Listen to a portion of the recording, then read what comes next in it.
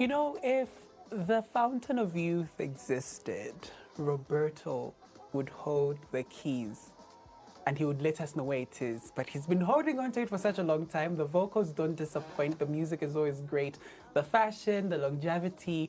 The one and only Roberto is in studio with us today. How are you doing, sir? How you doing? How you doing? I'm doing good. Yeah? You need to tell us where this Fountain of Youth is. Man, have you noticed the gray hairs that are just like germinating? But that's just for fashion. You're just like letting people know. You know, and you're just flexing. You're just like, don't get it twisted. I'm still here. Actually, these started because of a hair dye, hey? Oh. Yeah, so I'd gone for a cut and then his barber was like, you know, you need to dye. So we dyed the hair and everything else. First time around, I'm like, all right, cool. Second time, then I didn't dye it like after that. Then I just noticed, I think like 2 grays. I'm like, okay, what's going on? So I actually put them on. I was like, done. Case closed. Ish, they just It was just the beginning. Up and yeah, here we are. Here we are.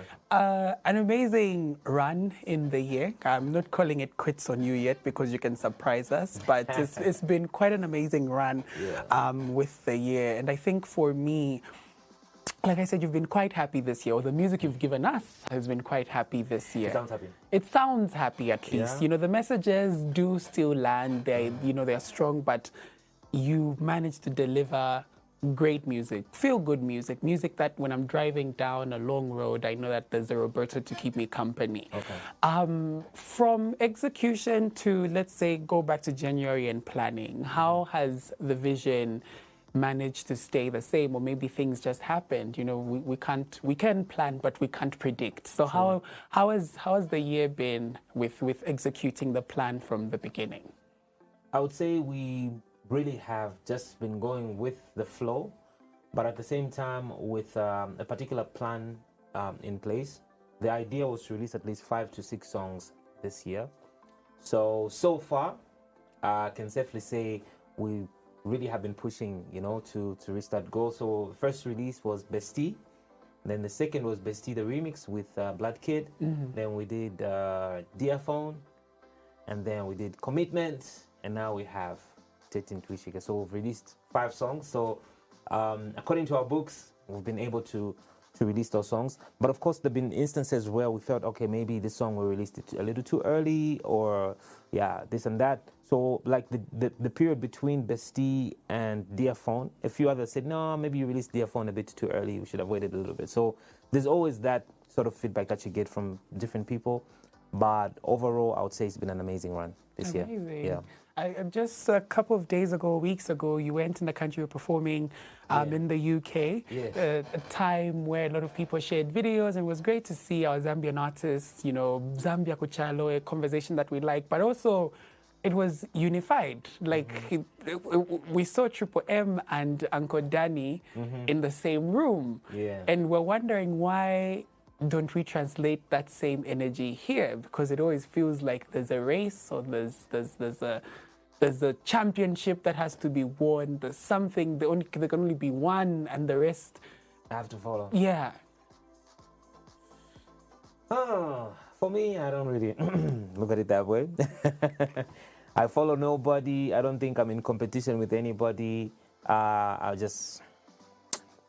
That's like the way I look at things. It's just me and my catalog and my music, you know, and everybody else is doing their own thing. And I want to believe we are all working with a different mindset. You know, the way we release our music is very different. Even for me, it's very different. I know with others, they look at, okay, cool, who's releasing this time around? Who's releasing this and that? And for me, I just like to do things my own way. A lot of people now release music on Friday. Sometimes I release on Monday, sometimes on Tuesday, on Wednesday, because I don't want to put certain pressure on myself, because that way I probably lose focus on what I really want to do. So to see artists getting to connect in different countries, I think it's amazing, and I hope that it will get to yield results, because at the end of the day, the music we're creating is for the people.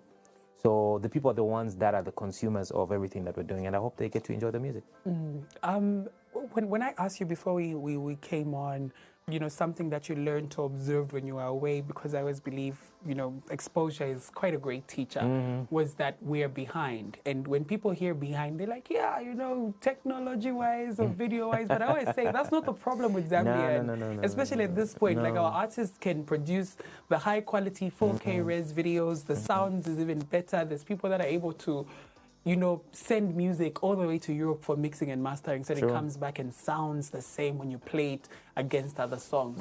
But you're just talking about industry moves, like we're behind in how we're treating each other and working towards gaining those features. Yeah, and I think that's a very good observation, and a good question at the same time.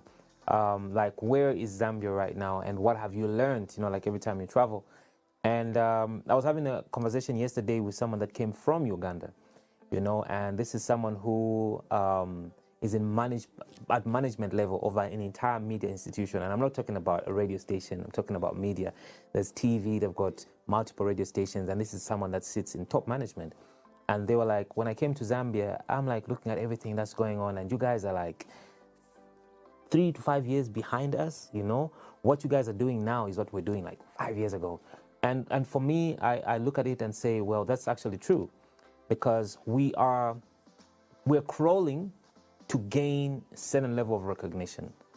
But it's not that the progress is not there. It's there, but it's just slow. And I have met producers who are working with just a single laptop and they produce amazing music. I've met video directors that have got the smallest cameras, but they've just mastered the art of making use of what they have. They don't have the Alexa Minis and that sort of thing to shoot high video content, but they're able to master what they can do with whatever equipment they have. So tell me, do you think it's just the Zambian artists themselves that are failing to get to grow to be at a global stage? What about these other creative people? From the actors, the painters, the sculptors, there are different people that are in the entertainment circles that are not growing at the level that they want to grow. And I will tell you, when I saw this statement, I said, this is the reason why we are not excelling.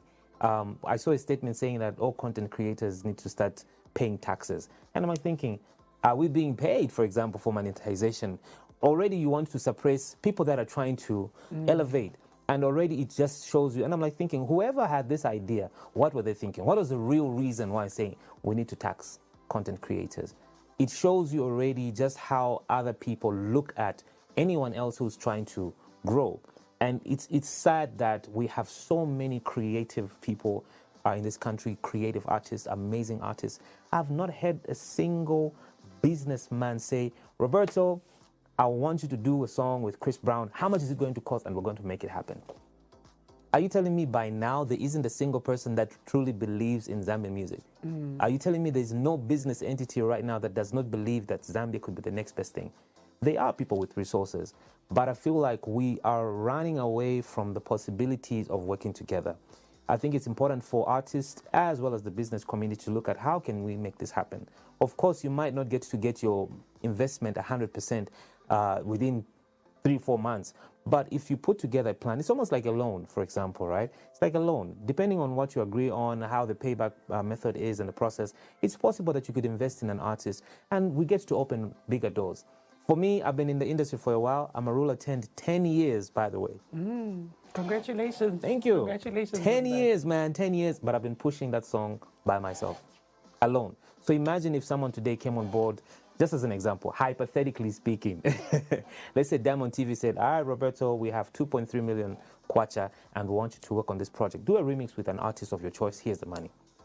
I can guarantee you that would spark something great for the industry, but also it would spark interest with other business institutions that may want to sponsor someone else. So it just really takes that leap of faith by someone out there and say, guys, let's invest in our craft, because it is possible. There are so many talented artists in this country. They just need that exposure. That's all. Exactly. I was talking to CQ last Friday, on the show, and he said pretty much the same thing. Yeah. That this business and this industry, I have been feeding myself. So it's feeding me, it's feeding myself. And then you have people that look at it and want to still get a cut. But like, guys, how is that going to make any business sense when even from this small and this little, I'm able to, garner following and exactly. practically move my life to the US and start from there. But what if somebody invested? A very important conversation to have that I really want to get into, but we're pressed for time. Okay. I want to talk about this pivot. The year is coming to an end. Like you say, people are looking for a December hit. A December hit. People want to, break the speakers at the clubs. Yeah. And you say, you know what? I'm going to take it to Jesus. I'm going to give it to the Lord. That's where it started. That's where it's ending. That entire executive decision to say, I'm going to pick this one. Walk us through it. Why was the song so special that it couldn't wait for Jan? Because people think inspiring songs are for January. That's when you give people an anthem to try again, to start new, to start fresh. And then at the end, you let them celebrate. That's true. What was so special about that song, and how did the team receive it, and why did you still go ahead with the idea? Did it even start off as the idea to say, we're releasing this one? So I have this habit of every time like management team comes into my car, I'll play music, play like different songs, and I'm like, listen to this song, and everybody's like, oh, okay, this is a nice song. Oh, this is a nice song. Then I play this song. They're like, that's the song. So it got the unanimous vote, and I really feel that it's important, like I mentioned earlier on, it's very important for you to be content with yourself. The minute you press yourself in a certain direction and start looking at another person's plate, how fast are they eating or how slow are they eating, you tend to lose focus on what your ultimate goal is.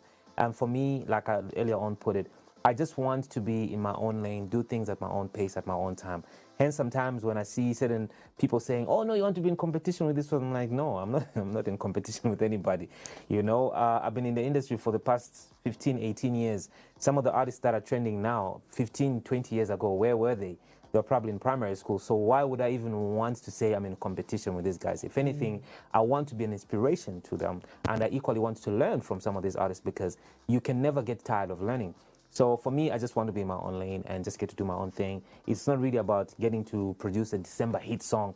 I just want to create good music that will get to move people. And besides, New Year's, what do we usually do? We pray and say, thank you, God, for this year. And, we move into the new year. So I just wanted to create a song that will help people thank God and really just appreciate life and be thankful for everything that's happened this year. Have you become a gospel artist? I've been a gospel artist. So you're coming back? No. I've been a gospel artist. I want to believe that love is gospel, right?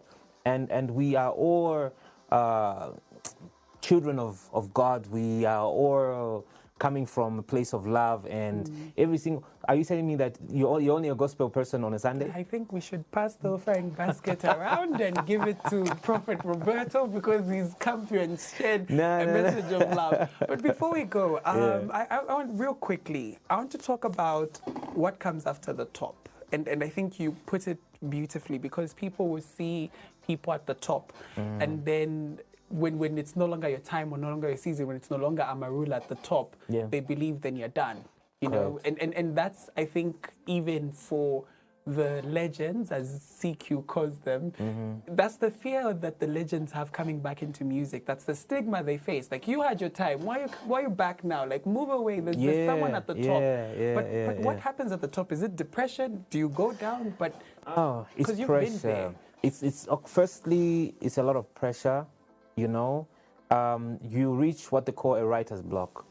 So the writer's block is when you feel like you've created everything that could be created. So now when you have an idea, you start thinking, it's not good enough. It's not as good enough as a previous song. Or this one is not as good enough as this previous song. And then your circle of success starts to feel like it wants to expand. So as you expand, you start to now shred off certain people that believed in a particular sound. Then depression kicks in, especially when you start getting all sorts of criticism, because you personally want to grow, but a certain circle wants you to remain in that tight spot. You understand, right? So now you want to elevate, others want you in that same position. And that is how you find certain people say, oh no, this person changed. This person has changed. But it's simply because you have been able to taste fruits of a particular labor, and now you want to taste something different. So now depression kicks in, and before you realize it, you start losing credibility, people losing faith in you, and then it just really starts affecting you mentally. And then that's when the downward spiral kicks in. And then you start feeling pressured because there's another artist that is emerging and it's not you. You go somewhere and people seem to knock you out of the way because they want to run for that artist and take pictures, and you are on the sidelines watching. So it affects people. In the end, you start slowing down when it comes to releases.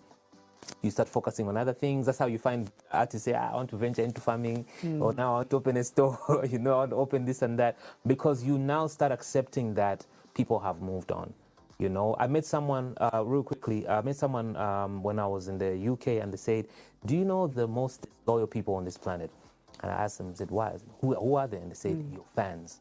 Your fans will praise you today. Tomorrow, if another person emerges that looks cuter, sings better than you, move on. A few will remain with you.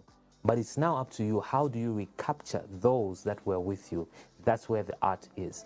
And for me, I feel like that's where I am right now, where I'm able to recapture people that have always loved and appreciated my music, and also tap into those that are getting to understand my music, because time changes and people move on and others get to emerge. So, yeah.